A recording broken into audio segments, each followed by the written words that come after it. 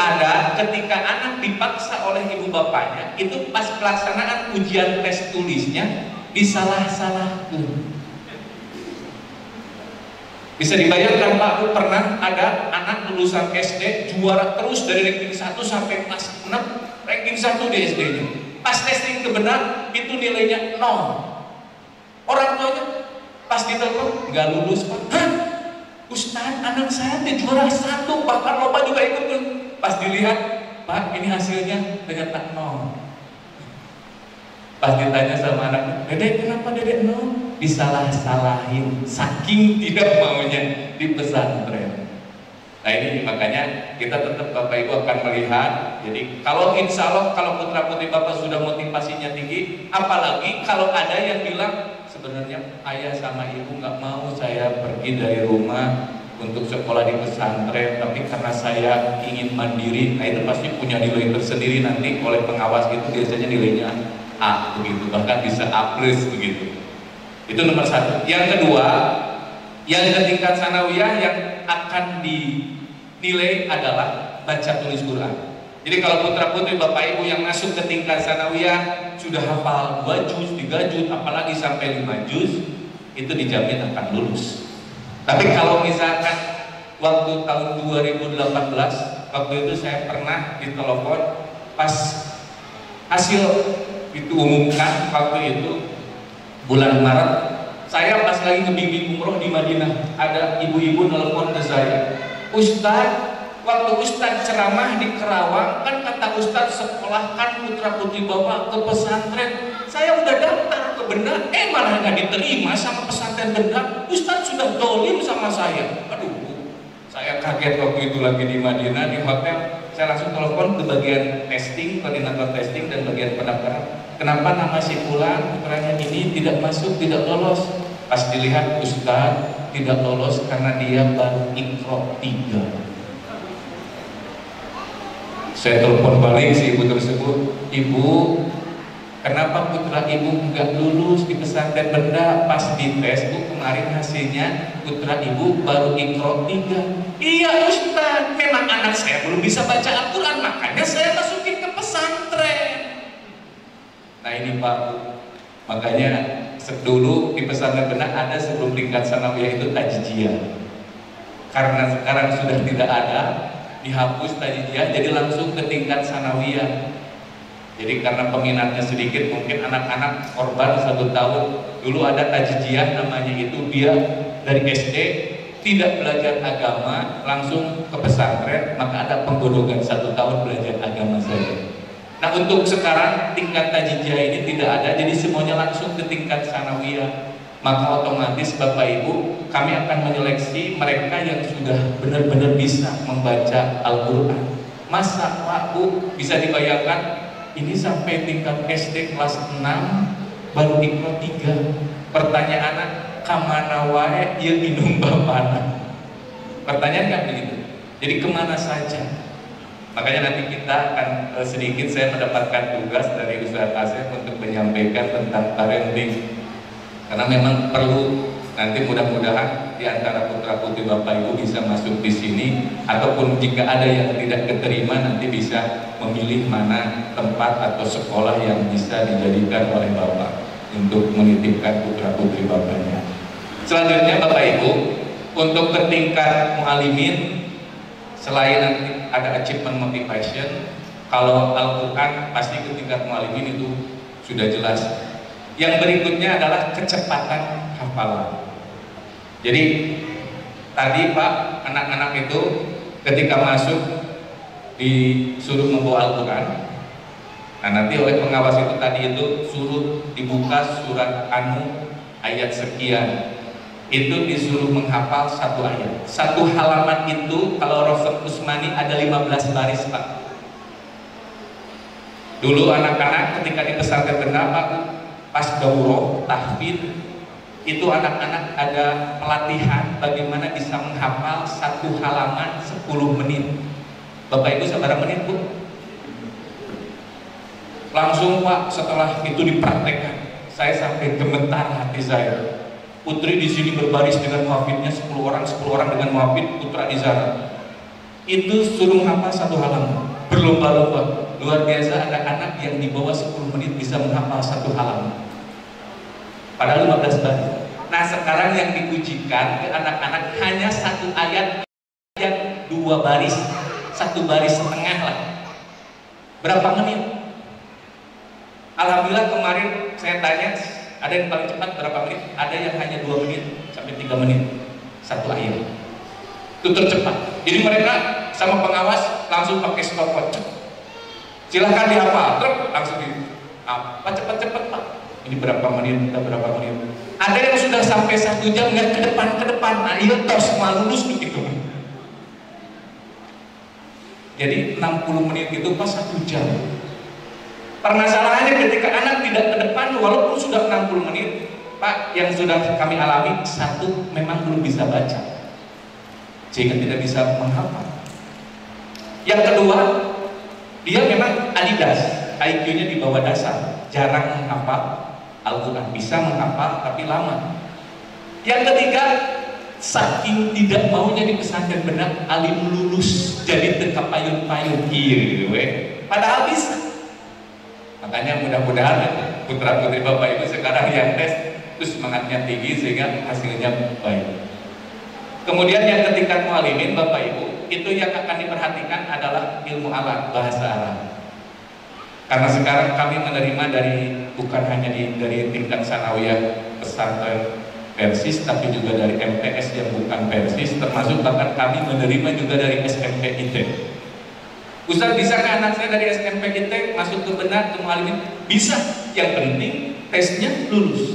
Maka yang seperti itu biasanya ada yang kemudian kursus dulu bagaimana supaya bisa diterima di pesantren benar.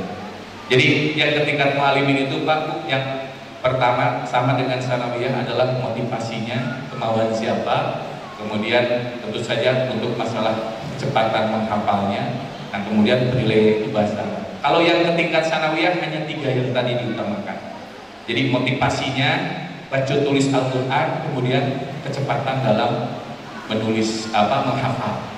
Alhamdulillah kemarin yang ke tingkat sanawiyah ada yang hanya bisa 1 ayat bisa menghafal 2 menit. Jadi saya bisa menggambarkan anak ini berarti sudah terbiasa menghafal Al-Quran. Nah Bapak Ibu, selanjutnya yang harus Bapak Ibu dilakukan setelah ini testing selesai, maka kami akan menunggu Bapak Ibu tanggal 8 April. Sekarang tanggal 4, berarti tinggal 4 hari lagi. Tanggal 8 April Bapak Ibu silahkan telepon ke nomor kontak person yang sudah ada di flyer atau di brosur, ke Ustadz Iston, ke Bu Antan, ke Pak Husni,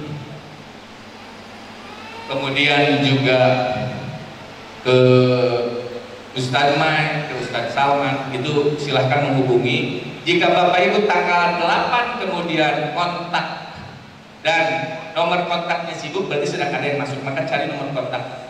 Mungkin Bapak Ibu sudah nge-save nomor-nomor bagian pendaftaran. Nah itu tanggal 8 silahkan ditelepon.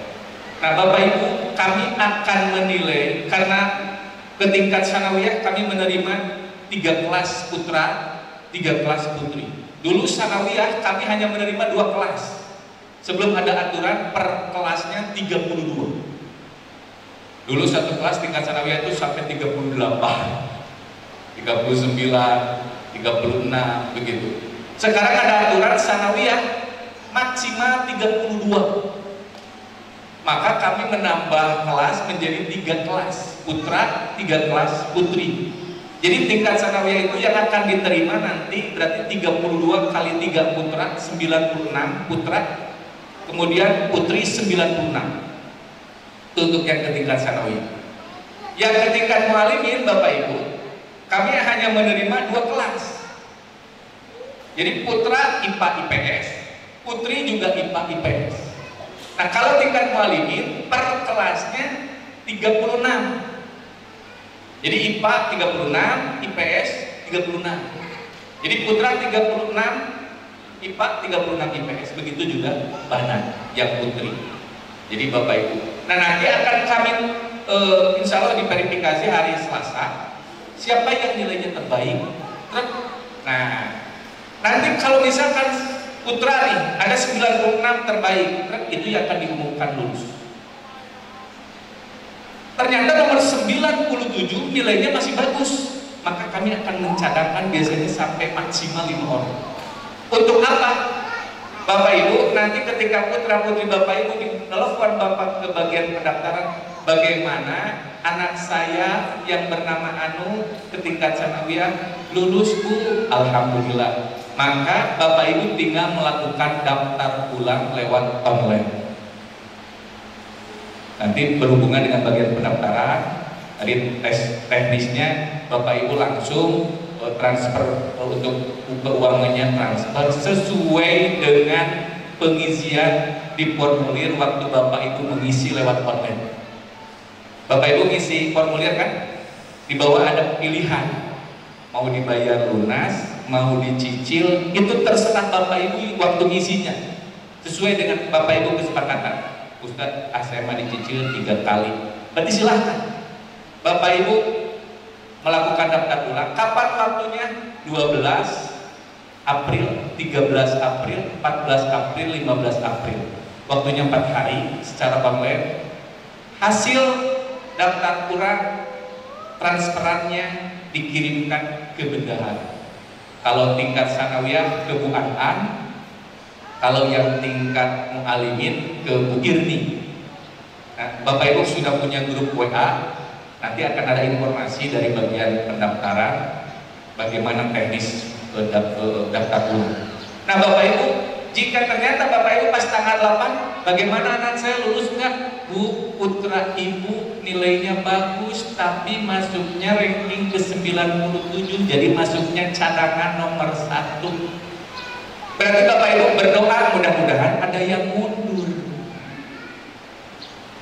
Ketika tanggal 12, 13, 14, 15 Bapak Ibu anaknya lulus, Ustaz, abdi mangan nyobian hungkul daftar sanes bukan ke Benda aja, ke Tarobo, ke Racabok. Ternyata di sana keterima anak pilih di sana, di Benda mundur. Maka yang cadangan akan ditelepon oleh kami. Bu, ini ada yang mundur 1 orang, Ibu cadangan nomor 1 mau masuk? Boleh, maka silahkan Bapak Ibu langsung nanti daftar ulang. Akan ada bagaimana caranya oleh bagian pendaftaran terisi. Jika nomor 1, aduh anaknya sudah down, gak jadi ke Benda walaupun cadangan, maka nomor 2, cadangan nomor 2 ditelepon. Naik begitu. Makanya Bapak Ibu, kenapa tanggal 8 Bapak Ibu ditunggu oleh kami untuk telepon? Jika Bapak Ibu tidak telepon tanggal 8, maka kami pun menganggap orang tua tersebut mengundurkan diri. Maka kami akan telepon ke mereka yang masuk cadangan. Jadi ya Bapak Ibu yang akan proses nanti selanjutnya penerimaan santri baru, sehingga mudah-mudahan apa yang Bapak Ibu sekarang usahakan bagaimana supaya anak-anak mereka bisa lulus di pesantren benar.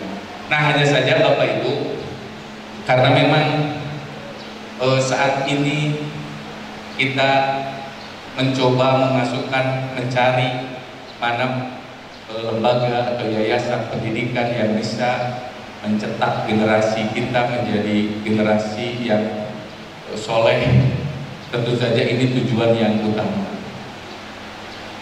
karena di dalam Al-Quran anak merupakan perhiasan kehidupan di dunia. Ini sudah dinyatakan di dalam Al-Quran surat Al-Kahfi ayat 46. Allah berfirman, "A'udzubillahi minasyaitonirrajim, al-malu wal banun zinatul hayatid dunya." Bapak Ibu ingin gak punya anak soleh? Mau gak Bu? Apa alasannya?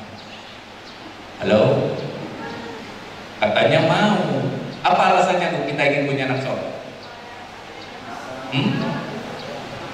Alasannya di antaranya ini, al-malu wal banun zina, akan menjadi perhiasan kehidupan di dunia. Jadi Bapak Ibu akan bahagia kalau Bapak Ibu punya anak soleh. Di sini disebutkan wal baqiyatus sholihah, Jadi Bapak Ibu, harta dan anak itu akan menjadi perhiasan kehidupan di dunia. Jadi Bapak Ibu dijamin bahagia kalau punya harta dan anak, dua itu. Bapak Ibu jangankan satu tidak ada, jangankan dua-duanya tidak ada, satu saja tidak ada, maka kurang kebahagiaan. Contoh, Bapak Ibu punya harta banyak, lobak-libuk, loba-lobak, tekalobok, kalau orang Sunda begitu. Bro di juru, bro di panto, kalaya di tengah sawah. Hartanya banyak, tapi tidak punya anak, saya yakin kebahagiaan berkurang.